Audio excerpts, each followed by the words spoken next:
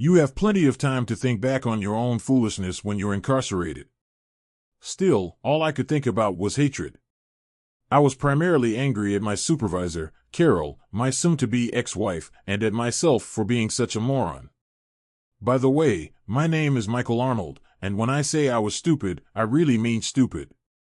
I was as foolish as a husband who was unaware that his wife was having an extramarital affair, and that it was with my boss, Mark Sanders, the person I detested the most in the world. I was also foolish for not realizing that this cheating wife was expecting his child. I was so stupid to think the baby was mine. I think I should take a step back and explain. I think my wife's pregnancy is what made me say, "Honey, we need to talk." Interestingly enough, my current issue dates back to first grade. It was in first grade that I first got to know Mark Sanders, and eventually to despise him. Ever since he made fun of my freckles, we have become enemies. The fight was the first of many. When the teacher broke us up, it was a draw. He had a black eye, and my nose was bloody. Mark and I fought 3 times a year on average for the first 8 years of school, with the third grade being the worst. 7 fights broke out between us. But we only had one in 8th grade, and that was good because I beat the shit out of him. I tried to avoid Mark and wanted nothing to do with him, but he wouldn't go away. He was constantly trying to outdo me because, for whatever reason, he was envious of me. He made an effort to outperform me in every class that we took. I was better at math and history, he was better at science and literature. We were about the same in other subjects. Mark was a decent athlete, but I was slightly more skilled. But when it came to sports, Mark tried to outdo me if I played the same sport. Like I said, the fighting ended after 8th grade when Mark came to terms with the fact he couldn't defeat me. At that point, he began attempting to make me look bad or get me into trouble. During our time together in school, he nearly got me arrested and dismissed. Someone broke into the school and spray-painted graffiti in the hallways during my sophomore year. My student ID was discovered by the authorities in a trash can next to an empty spray can. The only thing that kept me alive was the fact that the day before, I had reported that my ID had vanished from my wallet. One day, after practice, I saw Mark leaving my locker as I was getting out of the shower, so I knew it had to be him. I opened my locker and looked through everything because I thought he was up to no good. I went through the remaining contents of my wallet after checking the cash. I realized then that my ID was missing. I reported it right away by going to the administration office. Mark had a fart noisemaker one day. He placed the gadget on the desk I was seated at and powered it on. Mark let out a fart that reverberated throughout the classroom before he began to hold his nose and wave his hand. He laughed and asked, "Mike, what did you have for lunch?" The students laughed, so I responded with the well-known proverb, "He who smells it, takes it." The students started laughing again, and Miss Wormwood threatened to put Mark and I in detention if we didn't stop upsetting the class. Mark was incensed that the teacher had made fun of us before chastising us. He gave a bright flush, but remained silent. Mark's attempts were more annoying than anything, aside from the fact that he was attempting to have me expelled and possibly arrested. Basically, aside from the typical teenage insecurities, I didn't care that he was better than me. I felt pretty good about myself. But there was one thing about which I was concerned: girls. We were both quite attractive. On the other hand, Mark had an advantage over the girls at school because of his wealthy family. He got his own car in the 11th grade, and it wasn't a beater. His parents had spent $50,000 on a $50,000 BMW Z4. How was I going to match him? I was cute enough, as it turned out, to get my fair share of dates. Mark, however, dated girls from the in-crowd and cheerleaders. I didn't care because I assumed they were out of my league anyway. He needed to attempt to rub my nose in his success, though, as he wasn't content with his overwhelming success with the girls. Mark would jump on me the moment I dated a girl more than once and start dating her. And before long, she had thrown me out. But even there, I was mostly indifferent. I didn't mind if the girls wanted to date Mark because I wasn't seeing any of them. I did, however, really like one girl. Sandy Springer was a brilliant, witty, and stunning woman. In order to keep Mark from learning of my interest in her, I took her to places that were difficult to get to when we first started dating. We decided to go on a date a few months after we had gotten to know one another. I figured I was safe as long as Sandy had my cool ring on. Recall that I said I was foolish? Even back then, I was foolish.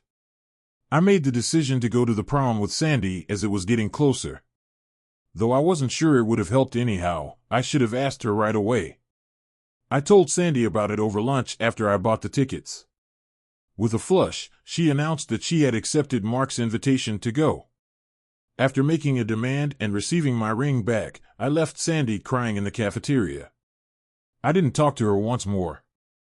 I wanted to rip someone's head off because I was so furious with Sandy. Rather, I caught sight of Pam Taylor, the cheerleading squad captain and purported girlfriend of Mark. Ordinarily, I would never have ventured to talk to her. "Hi, Pam," I greeted her pleasantly. "How are you doing?" "I'm doing fine, how about you, Michael?" she responded. Pam was stunning, but not haughty. I decided I had nothing to lose, so I said, "Fine," I said, "Say, don't you want to go to the prom with me?" She said, "That's very nice of you, but I'll go with Mark." Oh, I pretended not to understand. I must have misunderstood because I just heard Mark ask Sandy Springer. Yeah, forget what I said. I'm sure I misheard. I left Pam upset and ruminating in her head. She and Mark had gotten into a heated argument, I learned later. I had destroyed his romance with Pam, even though he had taken Sandy from me. Though it fell short of expectations, it was still preferable to nothing. But things turned around pretty quickly later that afternoon. As I was leaving the school, Pam called out to me, "Michael." "Hi, Pam," I said, maintaining my act of innocence. Pam narrowed her eyes and said, "I'm sorry I upset you earlier." "Cut the crap, Michael." My ears were burning red when I said, "I found out you were dating Sandy, and that creep Mark stole your girlfriend." It was tearing me apart. "Yeah, I'm sorry. I was just trying to get back at Mark. I'm sorry you got caught in the crossfire."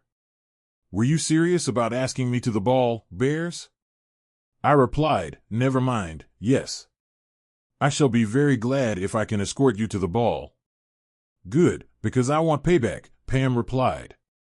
"And if you play your cards right, this could be a very memorable night." For me, prom was the high point. I made the most beautiful girl in school feel like a princess in addition to asking her to prom. Pam was completely enamored with me. I liked the expressions on the other guys' faces when they realized she wasn't with Mark and that she was with me. It wasn't his girlfriend going on a date with me, but I'm not sure what he was expecting. Pam might go to the prom as a date for one of the soccer players, I believe Mark thought, but not with me. When he saw us walking into the auditorium, his eyes nearly burst out of his head. He kept attempting to put himself between Pam and me during the evening, trying to talk her out of me and into sitting at his table. Pam dismissed him without a word. Pam refused to give him the time of day despite his repeated requests for her to dance. Sandy came to see that Mark was taking advantage of her, and I felt bad for her. Sandy eventually broke down in tears and begged her parents to take her away. She made her decision and has to live with it, even though I still feel a little bad about it. Mark was still attempting to pull Pam away from me after the ball. I knew, with enough common sense, that I was playing Cinderella and that by tomorrow, Pam was most likely going back to be with Mark. But I was going to do my part today, all the way to the local motel, where I made out with the most attractive girl in school. Pam told me what a great guy I was and gave me a big kiss when I dropped her off. I felt like I was flying home when I left. But by the next Monday, Pam and Mark were back together, just as I had predicted. Nevertheless, I grinned at Mark as we walked down the hall. As graduation approached, the majority of us had departed for our individual colleges. I wasn't sorry to be leaving Mark permanently, even though I was sad to be leaving my hometown and afraid of the unknown. I didn't think I was, anyway. Mark was headed to Harvard, and I had been accepted to Georgia Institute of Technology. He was going to Harvard, of course. There was a building there named for his grandfather. I was majoring in software engineering at Georgia Institute of Technology and doing well. And I first met Carol at a party in my junior year. I won't regale you with the specifics of our courtship, marriage, and eventual divorce. To be honest, I don't think we were really in love at first. Rather, I think we were just good friends. It goes without saying that our story wasn't particularly noteworthy, but that's beside the point now. All I can say about Carol is that she was intelligent. She attended the University of Georgia to study business. She wasn't just intelligent, she was also enjoyable and amiable, which is why I liked her. But Carol wasn't particularly attractive, she was just cute, like the girl in the neighbor's yard. In all honesty, Carol was not nearly as attractive as Pam, but she was still pretty close. We clicked for some reason, her and I. 3 months after we graduated from university, we were married, and during the 5 years of our marriage, despite the fact that we were friends rather than lovers, I thought we were pretty happy. I was totally in love with Carol when we got married, and I think she was too, by the time our 3rd year together. We even discussed forming a family. My wife had started one already, without my knowledge. I started working at Zaba Security Software, a small startup, right out of high school. I had a lot of job options because I graduated first in my class. I was duped by the 2 brothers at Zaba into believing I would make a fortune and be on the first floor. Still, don't get me wrong, business was doing extremely well. We were producing high-quality work for some very big companies, and the firm was doing very well. Plus, I was getting paid a nice fat 6-figure salary. It was our responsibility to identify and close software security flaws for the company. Our standing was expanding. However, the brothers made the decision to leave. My issues started when, much to my surprise, we were purchased by a company that was roughly Zaba's size. Carol wanted to find a new job about 3 years after I started working at Zaba. Zaba happened to be looking for an office manager at the same time. Carol applied, got the job. Since we were employed by the same company, I was a little anxious, but initially everything went smoothly. We would share lunch together and carpool. We hardly ever saw each other during the workday because we were employed in quite different divisions and locations. We would go home at the end of the day after lunch together if we were both free, which was most days. Up until everything fell apart, everything was fine. Allow me to introduce my department before I tell you about the acquisition. As a senior programmer, I managed the schedules of the 8 other programmers who reported to me in addition to working on projects of my own. However, my primary duty was to troubleshoot any issues that my team was unable to resolve on its own. Thankfully, they were extremely rare, which indicated that our clients were quite happy. The area where we worked could have fit half a basketball court. We worked mostly at standing desks in what we called the bullpen. A plethora of computers, servers, interfaces, and printers occupied the room. We possessed nearly every piece of computer hardware imaginable. Making our clients' systems as safe as possible was something we took great pride in. We only received one complaint during my 5 years at the company regarding a hacked client system, and that was because one of the staff members was at fault. The majority of the installed software was disabled by him. The worker wasn't very intelligent, but he kept us up at night. Apart from the 9 of us, we also had Kimberly as our administrative assistant. She reminded us of Friday, our girl. She wrote any letters or memos we required. She ensured that we never ran out of supplies by keeping track of them. In addition, Kimberly tracked her hours worked and prepared our monthly reports. Strangely enough, at first, pencil and paper were used for the majority of our work. This made it possible for the programmer to have a rough idea before entering any data into the computer. Kimberly typed notes for our files and, somehow, read everyone's handwriting. Not that it was part of her job description, but Kimberly made us some really good coffee every morning. Kimberly was in her early 20s. She had a really attractive face, short blonde hair, and deep hazel eyes, I think. She was about 50 pounds, though. I knew Kimberly was very concerned about her weight because she was always talking about how fat she was. I cringed every time she did it, but I realized it was just her defense mechanism. All I cared about was that Kimberly was damn good at her job and a valued member of my team. Considering that Kimberly was only 5 feet 5 inches tall, that was a lot of weight for her. Her large belly but immediately ruined the image. The acquisition of Zaba came as a complete surprise. The Zaba brothers did not even have the guts to tell the staff directly. Instead, they used their attorney to make the announcement. I was incensed because, with this announcement, all the stock options the brothers had promised when they went public were for nothing, and I had no idea what to do with this change. Carol was as surprised and dismayed as I was, but she was the one who persuaded me to stick with the plan until we found out what the new owners would do. When I joined the company, Zaba had grown from 5 employees to over 150. I was told that the man from the new headquarters would start in the accounting department and work his way up through the entire company. Not 2 days later, I found out that Mark Sanders was the vice president of review for Zaba Security Software. They sent a senior vice president to oversee the transition. At first, he concentrated on the main office. However, at the same time I found out that Mark was spearheading the transition, and that my pay would be boosted by $35,000 and Carol's by $115,000 to bring our salaries in line with the parent company. My gut instinct told me to run, not walk, to the closest exit, but Carol talked me out of it, telling me that it would be foolish to quit our current jobs, especially after the pay raise, and that Mark would only be employed for 6 months at most. The first shift occurred when 4 new programmers were brought in and put in the bullpen. Granted, they were all Harvard graduates, but none of them was remotely as good as anyone on my current team. To top it off, these guys were conceited and entitled, and they started harassing Kimberly right away, accusing her of being harassed sexually or simply being mean. Despite my attempts to reason with them and make clear that their actions were unacceptable, they continued to harass Kimberly whenever they believed I wasn't around. After forcing all 4 of them into the conference room and leading them in a requiem prayer, I eventually realized that they would not stop bothering Kimberly. They were a pain in the ass, no one on my team liked them, and they caused more harm than good in their jobs.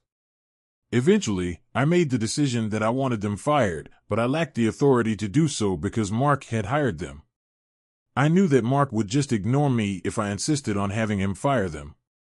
Since I'd chastised the 4 for their treatment of Kimberly, I'd noticed that they'd all started arriving early. Eventually, I guessed that they were using the time before I arrived to torture.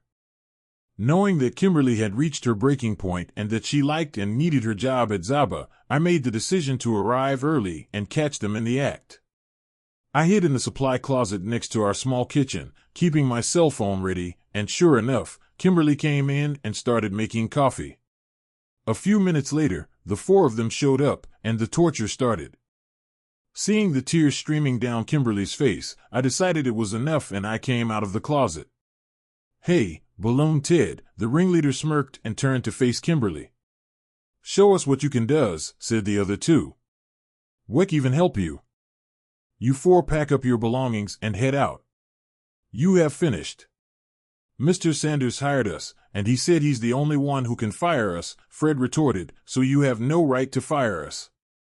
"That's accurate," I admitted with a sly smile, "but I also have proof that you molested Kimberly. Allow me to clarify your available options. You 4 have my immediate resignation option, or I'll give the police this video. Thus, the decision is yours. I'll call the cops or you'll resign.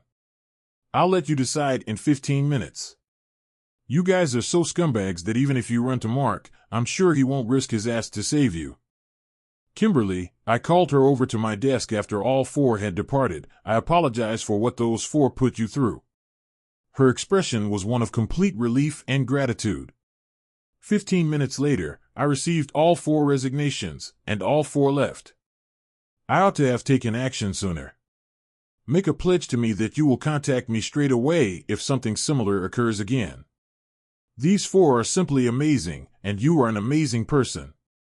I told her it was part of my job, but I didn't do a very good job because she had to suffer too long at the hands of those. Kimberly sobbed and thanked me for protecting her. She cried a little and said, "Mr. Arnold, you have no idea how much this means to me. I was going to quit, but I had no idea what I would do without this job. I had doubts about my ability to find a job as excellent as this one in the future. I apologized to Kimberly for having to put up with that trash. It's evident that you're upset. I'll see to it that taking the day off doesn't interfere with your sick or personal days. Thank you, Mr. Arnold, but I'd rather be here at work. It seemed like Kimberly could never do enough for me after that day. I tried to explain to her that I was just doing my job, but I insisted that because of what she had gone through, I wasn't doing my job well. When Mark learned that I had persuaded his programmers to resign, he naturally called me into his office and said, "I want those programmers rehired," as soon as I walked through the door. "That's not going to happen," I firmly stated. "I have proof that those four, abused and sexually assaulted an administrative assistant in our department. Go ahead and rehire them if you so desire.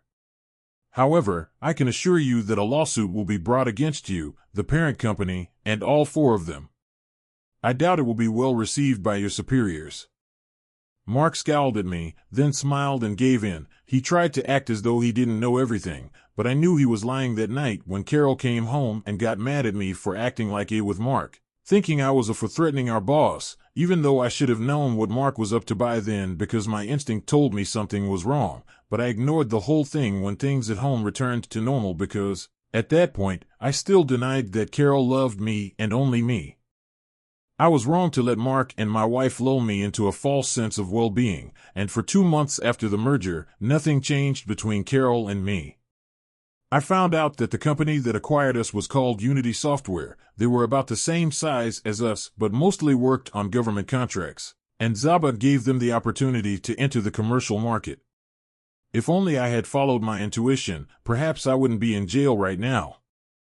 I could say a lot of bad things about Mark, but I couldn't call him incompetent because he did a great job of merging the two companies, and he convinced the board of directors to keep the Zaba name because it had a better reputation.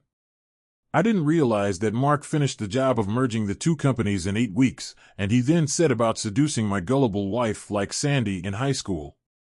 Mark also managed to win Carol over despite my warnings about him, and Carol seemed to be enamored with him, despite the fact that his family had made a fortune in pipe and wire manufacturing. All of this culminated in the talk one morning when Carol stopped me before leaving for work, and I was a little surprised to find that she was still home. In the 4th month, Carol announced that she was pregnant. I was overjoyed, but our sex life went downhill. It went from 3 times a week to once every 2 weeks. I attributed it to Carol's pregnancy. Afterwards, our lunches together stopped, and finally, Carol stopped traveling with me to work. "Michael, we need to talk," she said, motioning for me to sit down on the couch. I did as she asked, not understanding why it was so crucial that we talk so early in the morning, but what Carol said to me completely changed my perspective. "I'm sorry to have to tell you this," Carol said, her eyes hardening. "But I fell in love with Mark, and he fell in love with me." After a long moment of studying her face and realizing she was not sorry for anything, I snapped, saying, "Are you insane? As I mentioned earlier, Mark is going to attempt to create a rift between us. I'm amazed that you think he's completely human. Caroline, this isn't a meltdown. He's a good and loving man. He has a unique understanding of me that you do not." With every word Carol said, I could feel my soul breaking. Desperate, I said something I hoped would make her realize her mistake. "What about our unborn child? Doesn't that mean anything to you?" I said quietly. With a tight smile, Carol said, "The baby's not yours." Her statement astounded me.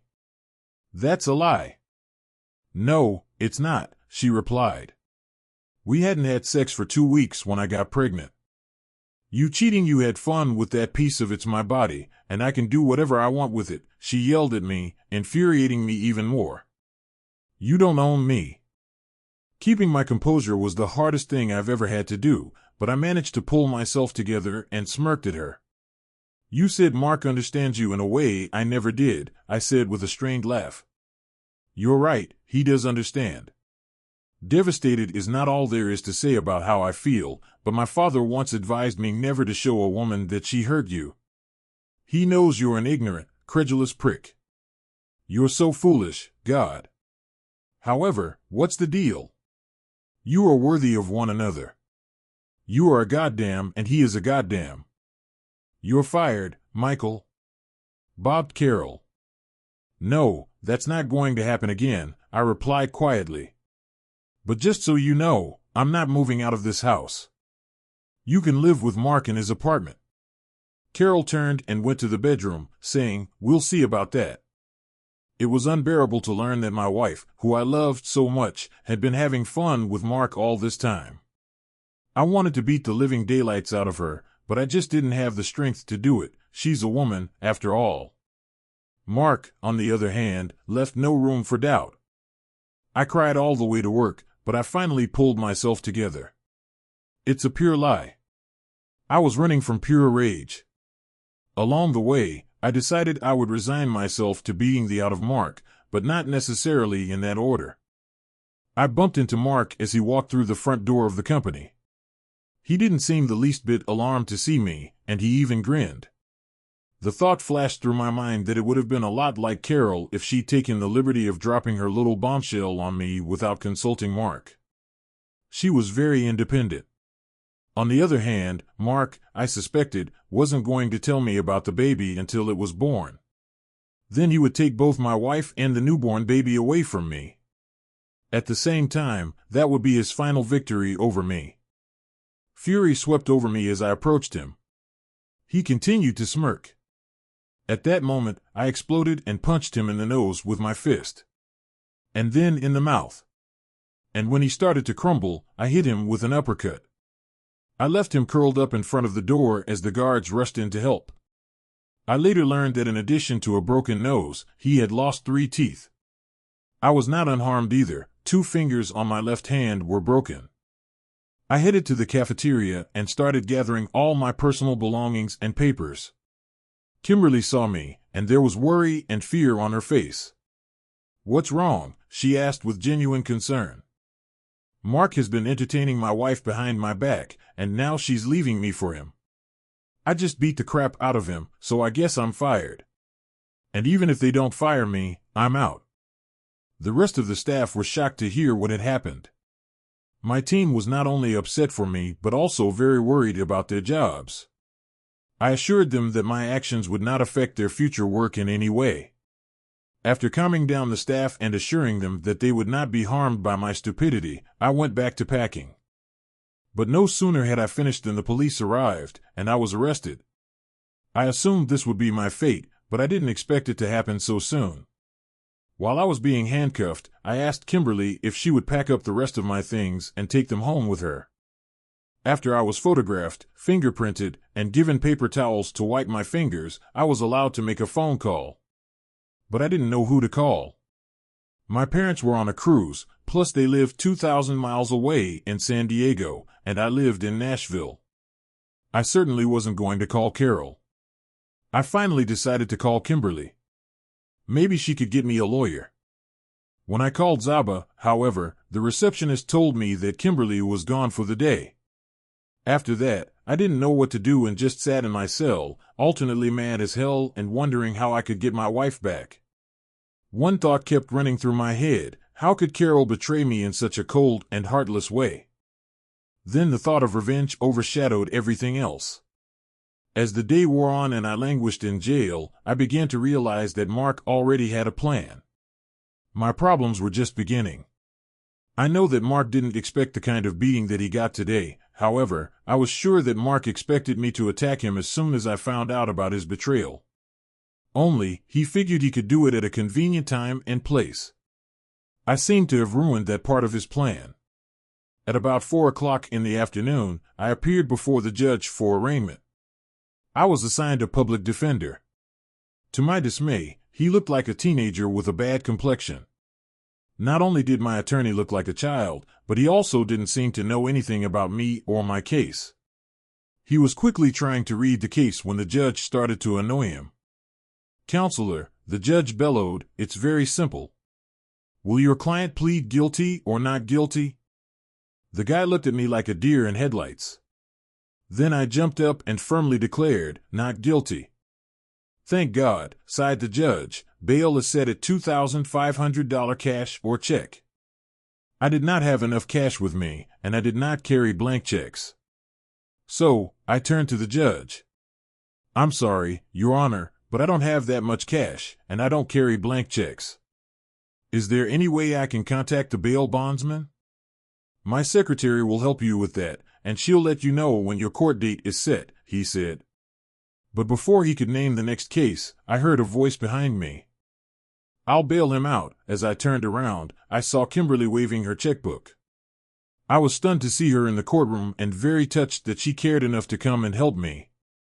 I'll pay you back as soon as I can get to an ATM, I assured Kimberly. I'm not worried about it, she said softly, looking at my swollen arm. Does it hurt a lot? In the overall scheme of things, it doesn't even compare to the pain of Carol's betrayal, I replied. If anything, boss, Kimberly said, looking me in the eye, I think your wife is very stupid. She made a huge mistake trading you for Mark.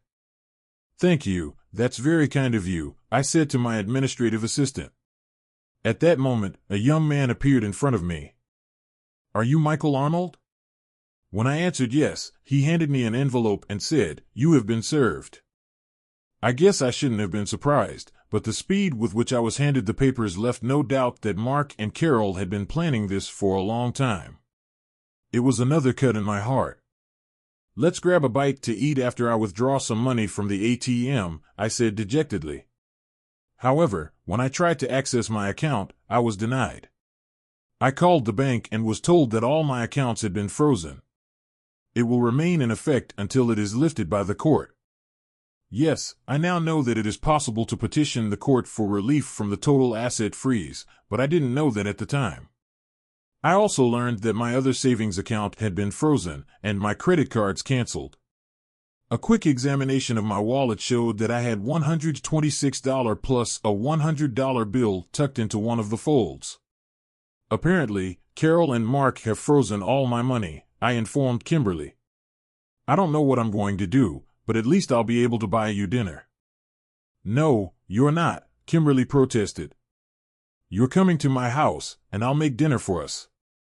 I had to admit that Kimberly's suggestion appealed to me.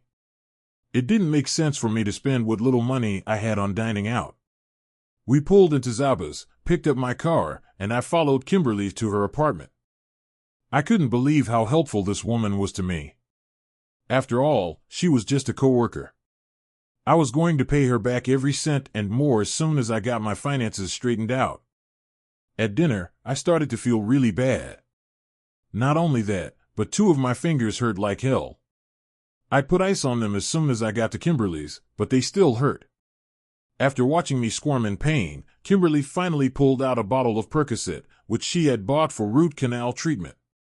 I took 1 pill, and within half an hour, the pain was greatly reduced. Still, I was not good company. They really did a number on me, I lamented. I'm totally screwed, taped up, and tattooed right now. I can't even think about getting back at Mark or Carol because it'll boomerang back at me. But someday I'll pay those 2 bastards back in full. Mr. Arnold, Kimberly said softly. Please call me Michael, I insisted. I'm not your boss anymore. Besides, what you did for me today makes you a very good friend. Michael, my mother cheated on my father and left him for another man. I had to live with her, and I hated every minute of it. Her lover was just like Mark. He never married my mother, but they lived together for 10 years until he found someone younger and ran away. My father was embittered, and for years he tried to get revenge on my mother. He went to prison several times and eventually died a broken man. Don't waste your life trying to get revenge, my father eventually told me. He wished he could just move on with his life and forget that. Today, my mother lives alone in a nursing home where she has breathing problems due to years of smoking. I visit her once a week, even though I still don't like her very much, and every week I have to listen to her lament about what a mistake she made leaving my father, so please don't waste your life getting revenge, I told her. She was probably right, however, at that moment, I wasn't about to let those treacherous bastards off the hook. Anger was still bubbling in the back of my mind, and I wanted my piece of flesh. After I helped put the dishes away, I told Kimberly that it was time for me to head out to find a cheap motel. Her response was immediate. "No, you're not doing that. You're going to spend the night here. I have a spare bedroom, and I'll be glad to have you. Kimberly, you were the only ray of sunshine in the pit that became my life. I can't impose on you anymore." "First of all, it's not an imposition," she insisted. "Second, if you sleep here, I can go to work tomorrow and find out what's going on again." Kimberly sounded much more reasonable than I did, so I accepted her invitation. About mid-morning the next day, Kimberly called me to inform me that I had indeed been laid off. She then told me to turn on my computer and type up a letter instructing the HR department to send my last check to her address. Surely, the head of HR wasn't sure if the company was obligated to pay my vacation and sick pay, but she thought it should be mentioned in the letter anyway. "But the courts have frozen all my money," I remarked. Shirley told me that the court order only applies to bank accounts. "So, send the letter as soon as possible before Mark or Carol realize what you're doing." I did as Kimberly suggested and received a fax back stating that I would be receiving a check in a couple of days in the amount of $4,925.57. The fax also said that they should check state law to determine if the company had to pay for vacation or sick pay. As it turns out, they don't. Nevertheless, getting almost $5,000 was very welcome. When Kimberly got home, she told me that Mark wasn't there that day, but Carol was, and she was mad at me for ruining her boyfriend's life. Somehow that amused both Kimberly and me. I decided to stay at Kimberly's until I got my check. During that time, I put together a resume and started actively looking for a job. Very quickly, I discovered that Mark and Carol had blacklisted me. Since I worked in cybersecurity, no one would be looking for me with a felony conviction. When the check arrived, I gave it to Kimberly, and she transferred the money to her account. I didn't want to risk opening a new account and then freezing it too. When I told Kimberly again that I was going to get rid of her worries and rent my own apartment, she got upset. Kimberly pointed out that without a checking account, I probably couldn't even rent a doghouse. Besides, if they checked my credit rating now, it would probably show my financial difficulties. "Look, please stay here until you find a new job," she convinced me. "In the meantime, you can get a lawyer." Eventually, I agreed.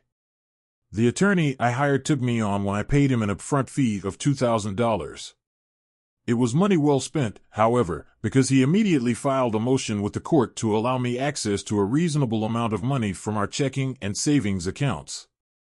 The court allowed me to spend an amount sufficient to provide a minimal lifestyle. This, of course, included attorney's fees.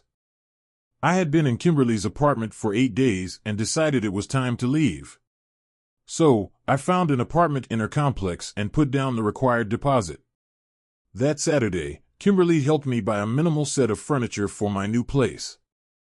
I also took her out to dinner, which I had promised her. Kimberly wanted to go to the Olive Garden, which I also liked. During the meal, I studied her more closely.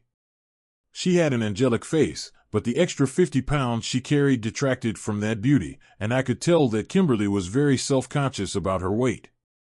Then, an idea occurred to me that I hoped she wouldn't find offensive. I ran it through my head, deciding how best to present the proposal. "I just found out that our complex has a gym," I said carelessly. "I'd like to use it, but I'd really like someone to go with. Would you be interested?" "Do you really want to be seen with me?" she asked, running her hands down her sides, pointing out her extra weight. "Yes, I would," I replied readily. "Unless you don't want to be seen with a potential criminal." My comment elicited exactly the reaction I wanted. Kimberly really didn't want to go to the gym because she didn't want anyone to see her body. However, Kimberly did not want to offend me at all, so she went along with it. We made a schedule where we went 4 times a week at 6 o'clock in the morning because there was never anyone there. After the first week, Kimberly realized that she didn't have to worry about being embarrassed and began to enjoy the sessions. I kept looking for a job, but no one in the security software industry showed any interest in me. At least not until my case was heard. In talking to my lawyer, I found out that there was a good chance that I would be found guilty of assault. Still, he was cautious. He didn't tell me what to say or what to lie about. However, he did tell me that if I went into a blind rage over the infidelity of my boss and wife, that could be a mitigating factor. And if I couldn't remember what really happened, the court would certainly have to take that into account as well. On the day of the trial, Kimberly took off work and came with me. I really appreciated that kind of support. When my attorney learned that Judge Parker would be presiding over the trial, he convinced me to ask for a bench trial. In this case, the judge, not the jury, would make the decision. My lawyer explained that this would make the judge happy. And besides, Judge Parker hates crooks. The prosecutor presented 3 witnesses to the alleged attack. They told what they had seen and heard. My attorney cross-examined them, forcing them to admit that they did not see the fight start and did not hear me threaten Mark. They could not even categorically state that Mr. Sanders did not throw the first punch. Mark was then called to the stand, where he told his story. Naturally, Mark gave a very detailed account of what was described as an unprovoked attack. Mark emphatically stated that he did not throw any punches and then listed the injuries he sustained. My lawyer questioned him about his relationship with my wife. Mark lied and said they were just friends.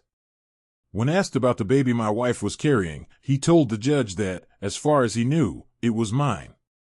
When Mark left the room, he smirked, returning to his seat. I was the only witness the lawyer called for my defense, and all he did was ask me to describe what happened that day, what led up to the alleged assault, and what I remembered about the incident. I described how my wife had blindsided me that morning by informing me that she was divorcing me to marry my boss. I was particularly devastated when my wife told me that the child I thought was mine was actually Mark's. I explained that she was the love of my life but had discarded me like a pair of old shoes. I told the judge that I remembered seeing Mark at the door and how he smirked at me. After that, I lied and said I didn't remember anything until I was at my desk and started putting things in a box.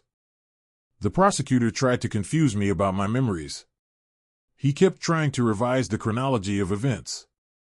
The truth was that I was so furious that morning that I had no idea of the time. The more he questioned me and tried to get me to name specific times and actions, the more obvious it became that I didn't remember anything. Then he asked me if I really thought the court would believe that I oddly enough didn't remember anything about the assault. I told him that on the way to work, I had a headache and saw flashes of light, which was actually true. I repeated that I only remember Mark smirking at me. He then asked me if I knew for sure that the baby my wife was carrying was Mark's. I replied that I could only tell him what my wife said. Carol was not in court, as no one bothered to subpoena her. My attorney told me that in his opinion, my wife was a wild card that he didn't want to touch. I assumed the prosecutor felt the same way. After I left, the judge retired to his chambers to consider the verdict but returned 10 minutes later. "It is quite obvious to me," said Judge Parker, "that Mr. Arnold has been betrayed in a most cowardly and disgraceful manner. I believe that this blow to his nervous system has resulted in serious mental disturbance. I believe that Mr. Arnold was temporarily insane, and I therefore find him not guilty." "This is outrageous," roared Mark from his seat, causing Judge Parker to lower the gavel sharply, threatening to hold Mark in contempt.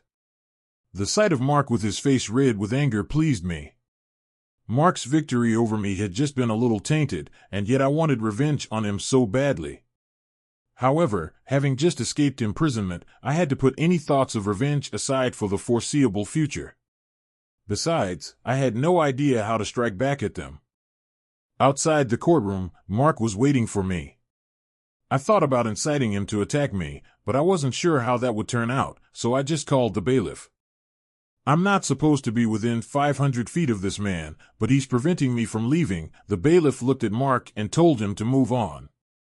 Mark shouted over his shoulder, "This isn't over. I'm going to sue you." This worried me, so I asked my attorney, "Can he sue me?" "Anyone can sue anyone else," he said with a smile, "but his case is weak.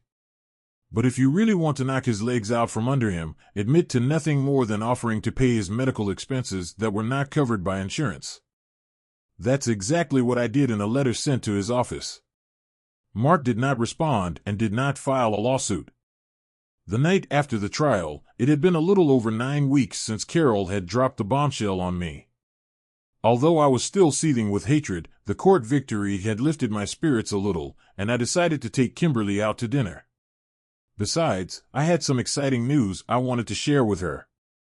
Now, let me dissuade any readers who think my story will follow the usual scenario. I have read many similar stories about husbands who have been betrayed just like me. In these stories, it seems that all the abused husbands start their own businesses.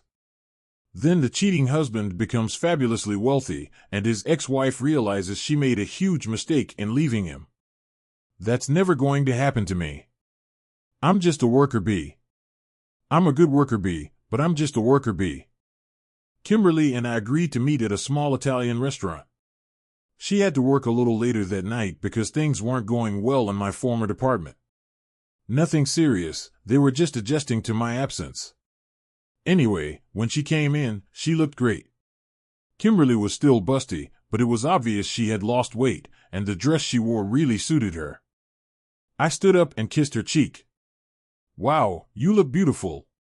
You've lost weight, haven't you? Kimberly brightened. Yes, I've lost 16 pounds. I'm sorry I didn't notice before, but you're wearing those sweatshirts and oversized pants. Anyway, like I said, you look great. The restaurant was small and intimate. It was exactly the kind of place couples choose for a date, but I didn't think of it as a date. It was just a meeting of two close friends. I asked you to have dinner with me tonight because I wanted to celebrate my court victory, and I have news. I found a job. That's great. Kimberly cheered. Who are you going to work for? Sable Security out of Jacksonville, Florida, I replied. I didn't know they had an office here, Kimberly said uneasily. No, I'll have to move to Jacksonville.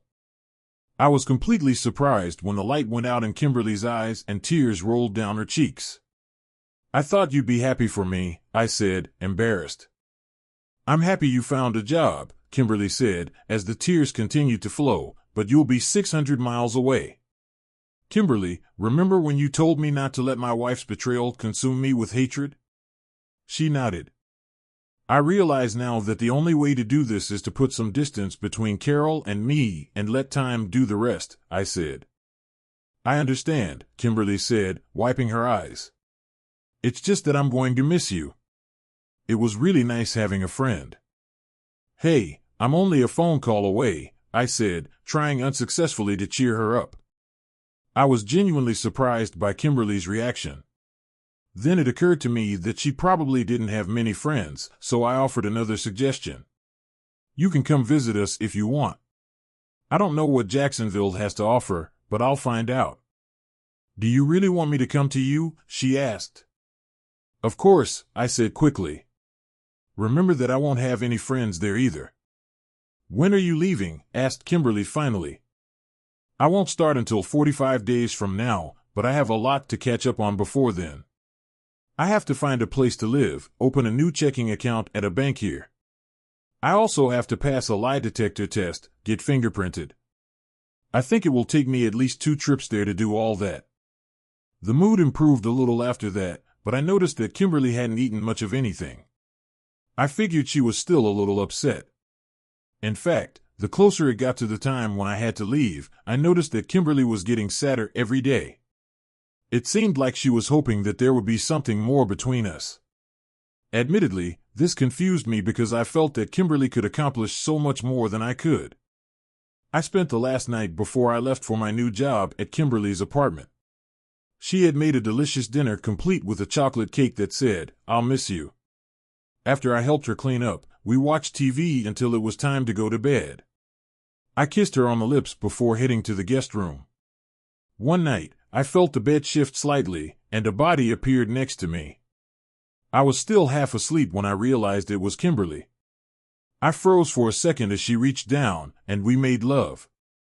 When I was done, I pressed myself against Kimberly, and she sobbed. "What's wrong, Kimberly?" I asked almost in a panic. "Did I hurt you?" No, I'm just so happy, Kimberly said, resting her head on my chest. I've had sex with 5 or 6 men before, but this is the first time I've made love. Thank you. We lay like that for several long minutes before Kimberly slid off my bed. She took 2 steps toward the door and then came back to me. She leaned over and kissed me. Are you going to sleep in my bed with me tonight? She asked. I gladly agreed, if only because my bed was soaking wet. Besides, being in bed with Kimberly seemed like the perfect way to spend my last night in the city. The next morning, it was the same. We did it again after breakfast. I checked my car one last time to make sure I had everything. I then turned to Kimberly and gave her a kiss. Then, unfortunately, it was time for me to leave. As the car pulled away, I looked in the rearview mirror and saw Kimberly crouched on the curb. She had her head buried in her hands and was sobbing. I desperately hated to leave her, but I knew it was for the best. I still loved Carol, which meant I was damaged goods. It was even funny because I wasn't thinking about revenge anymore. I just had a deep sadness in the back of my mind. Jacksonville was an interesting city, but I didn't get to see much of it. I plunged headlong into my new job. I worked long hours, but not just to catch up, but because it helped me forget about Carol. I kept in touch with Kimberly, and she always seemed so happy when she heard from me and so sad when our phone conversation ended. It was from her that I heard the news I had been dreading. Carol and Mark were married about a month after the divorce was finalized. I also learned that Carol had a baby girl. For some reason, this news didn't excite me as much. Maybe I was beginning to get over the resentment and humiliation. True, I no longer had sleepless nights. I also rarely woke up in the morning depressed that Carol wasn't in bed with me. In March, Kimberly came to stay with me for 4 days. We weren't sure about our relationship because we hadn't seen each other in a while. We didn't sleep together until the last 2 nights and kind of danced around the subject of sex. It was nearly as intense as the initial encounter. I was informed that I could bring on an administrative assistant for my team about a year later. Compared to my previous company, Zaba only had 1 cybersecurity team. In contrast, Sable Security had 6. And during that year, I advanced from being a team member to a leadership position within 1 team. As I was the one making the hiring decisions, I gave Kimberly the call straight away. She expressed her desire for the job before I had a chance to fully explain it to her. It was breathtaking to meet Kimberly at the airport. She was gorgeous, as I had anticipated. She was obviously out of breath when she came out of the cabin, but all she wanted was to be with me. With such passion that my knees went weak, she threw herself into my arms and kissed me. Kimberly was supposed to live with me until she found an apartment of her own. A week passed while the search went on, even though I thought it would only take that long. There was always something wrong with every apartment she looked at. Considering that Kimberly and I shared a bed, I didn't voice any complaints. It's funny, because during my 1.5 years in Jacksonville, I found myself thinking about Carol less and less, until Kimberly moved in and I stopped thinking about her completely. But I was aware that Kimberly would leave eventually, and I looked forward to that day. When I asked Kimberly about the apartment situation 5 weeks later, she broke down in tears. I was utterly perplexed. I knew that I had made her cry, but I really had no idea why. I'm sorry, I said. Am I saying it incorrectly? Do you want me to go? Kimberly hesitantly inquired. Hell no, I firmly replied. I know you'll want to go one day, even though I'd like you to stay forever. I need time to get ready. You're too good for me, even though I would ask you to marry me. No, I don't, Kimberly objected. Almost from the day I started working at Zaba's, I have loved you. In a heartbeat, I would marry you. For us, that was the beginning of everything. We started organizing our wedding that same day, after visiting the store to purchase a ring. I was so in love with Kimberly that I had to take the chance, even though I was scared she would one day leave me for someone else. Kimberly and I were wed 6 months later.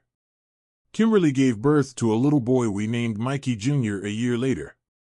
We had a baby girl, Charlotte, 18 months later. I became the head of all 8 cybersecurity teams at Sable. Indeed, we did add 2 more. Kimberly, on the other hand, made the decision to raise her children at home. 3 years later, right before Christmas, I received a call to a meeting. I found out at that meeting that Sable was going to buy Zaba Security Software. I was supposed to be a member of the team that performed due diligence prior to the acquisition being consummated. My parents retired and Kimberly's mother passed away during the years that we were married. They relocated to Jacksonville so they could babysit their grandchildren and myself more frequently. I intended to make a mini vacation out of the week-long trip. I would also use Kimberly's experience as an administrative assistant to support her research. In this manner, Kimberly would be able to see her coworkers every day when I took her to work, and we could sneak away for extended lunch dates. During my week in Nashville, I discovered 4 new things. Initially, I discovered that Zaba's involvement in cybersecurity was limited to the facility. Second, Carol was promoted to senior project manager and Mark was named COO. Third, I discovered that Mark was managing a tight ship, in spite of my animosity toward him.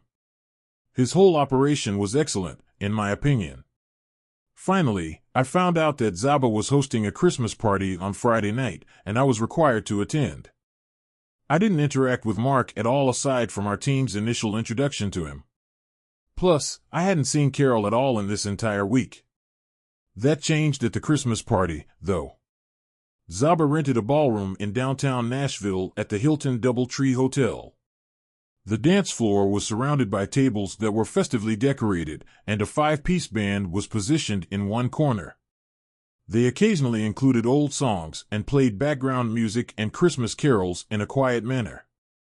The dance was scheduled to start after dinner and speeches. The bar was opened, much to everyone's delight. It drew more and more attention as more people came. It was not missed by Mark, Carol, and a few of the Zaba senior officers to welcome the Sable crew. I had not been anticipating it. I was unsure of my reaction when I had to confront Mark and Carol. But my worries were unfounded. As I already knew, Mark appeared roughly the same, and Carol, despite appearing slightly older, was still in good health. It's strange, but when they came over to say hello, I felt nothing. Mark hesitantly said, "Mike, I'm glad you could join us tonight. I hope our past differences won't interfere with the acquisition." "Not from me," I told him. "It is historical antiquity. Who is this adorable person?" Grinning widely, Mark grasped Kimberly's hand. I gave Kimberly a cheek kiss and said, "This is my favorite wife." Mark glanced at Kimberly, then at me, and his smile vanished. "Kimberly, don't you remember me?" Mark inquired. When Michael worked for Zaba, I was his administrative assistant. However, I later changed careers and we were married. For me, that was a significant promotion. Mark attempted to smile again, but his eyes grew even more narrowed. But it didn't appear real. Obviously, a long time has passed.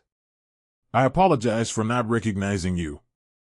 Mark took a step back, but his eyes stayed on Kimberly and me.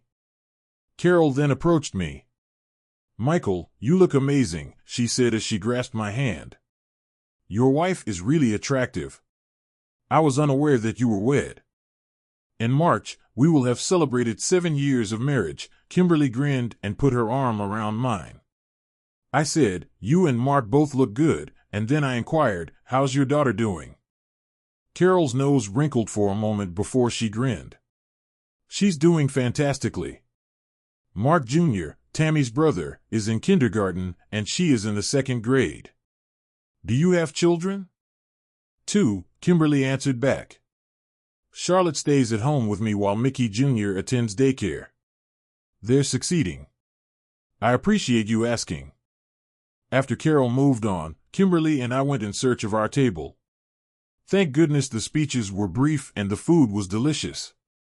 All that the CEO of Sable had to say was that he was excited about the merger and that no one's job was in danger for at least the next year. After dinner, Kimberly and I danced around the floor while the music was playing. I said, "I don't think today's kids know how to dance." Dancing slowly with someone you love is such a private moment. It has nearly the same power to unite two people as sex. I heard a tap on my shoulder one evening. When I turned around, Carol was still standing there. Kimberly looked to see who I was staring at, and when she saw it was my ex-wife, her eyes narrowed. Carol gave Kimberly a charming smile. "May I ask your husband to dance?" After glancing at me, Kimberly grinned at Carol. "Just so long as you don't forget where to return him." I led Carol out onto the dance floor, and for about a minute, we danced in silence. "Michael, I just want to apologize to you for what Mark and I did to you back then," she said with genuine remorse in her voice. "You didn't deserve any of it. But when I found out I was pregnant with Mark's baby, I knew it was over between us. I decided to make our breakup quick and easy. I didn't even think about how much it would hurt you. I shouldn't have let Mark talk me into the scorched earth policy we used. It was completely inappropriate." I chuckled slightly. As people say, it's either water under the bridge or water over the dam. It doesn't matter right now, we've all moved on.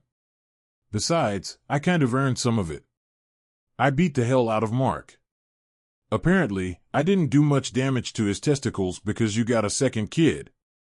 Carol giggled at that. We danced in silence for a while, and I decided to bury the hatchet between us once and for all. "Listen, Carol," I began hesitantly. "I admit that I was very bitter when you left me for Mark. It took many months to come to terms with your loss, but now we are both happily married and have children. I've come to believe that it was meant to be." Carol broke into a harsh laugh, and when I looked at her face, a tear ran down her cheek. "Did I say something wrong?" I asked. Carol only shook her head. "No, Michael, you didn't say anything wrong. It's just not what you think. At first glance, everyone thinks we're the perfect couple, and for the first year, I would have agreed with them. But Mark is a charming manipulator. He uses people and then dumps them. I know he's cheated on me many times, but he's not as smart as he thinks he is. Every time I find out he's cheating on me, I cheat on him." My mouth dropped open, and Carol noticed. She giggled. "It's a damn way to live, I know," she said sadly. "I should have left Mark when I found out what he was really like, but I was too ashamed and too proud. Michael, I'm glad you found happiness, but I will always regret leaving you. You and my children are the best thing that ever happened to me." We continued talking until the song ended. Then Carol walked me back to my table and thanked Kimberly for letting her borrow me. As Kimberly and I danced our last dance of the evening, it dawned on me that her advice all those years ago had proven to be correct. If I had refused to move on from Carol, she might well have swallowed me up. I guess it's true what they say, when God closes a door, he opens another. When I lost Carol, I was completely devastated, but then God allowed me to find Kimberly, and I can't even imagine life without her. "So, what did you and Carol talk about?" Kimberly finally asked. "Is she trying to get you back?" I laughed and kissed her. "Like she has any chance of doing that." "Okay," Kimberly said, resting her head on my shoulder. "Just remember that I'm a jealous woman. I'll cut you off, you know, if you try to leave me." "I only brought it up because I heard that things aren't all bright and sunny in their marriage," Kimberly continued. I agreed, but I think they'll stay together for the sake of the kids. After the kids are grown, I wouldn't bet on this marriage surviving. What a sad way to go through life. "Anyway," Kimberly said, "Carol told me something that I thought was funny. I know it didn't amuse her in the least, and I'm sure Mark won't find it amusing when they get home tonight." "What's that?" I asked. Carol stood behind her husband's back, and he didn't even notice her presence, Kimberly replied. Mark stared at you as he said that. Damn, Michael won again. Thanks for watching, I hope you enjoyed it. So subscribe to my channel and watch the next video.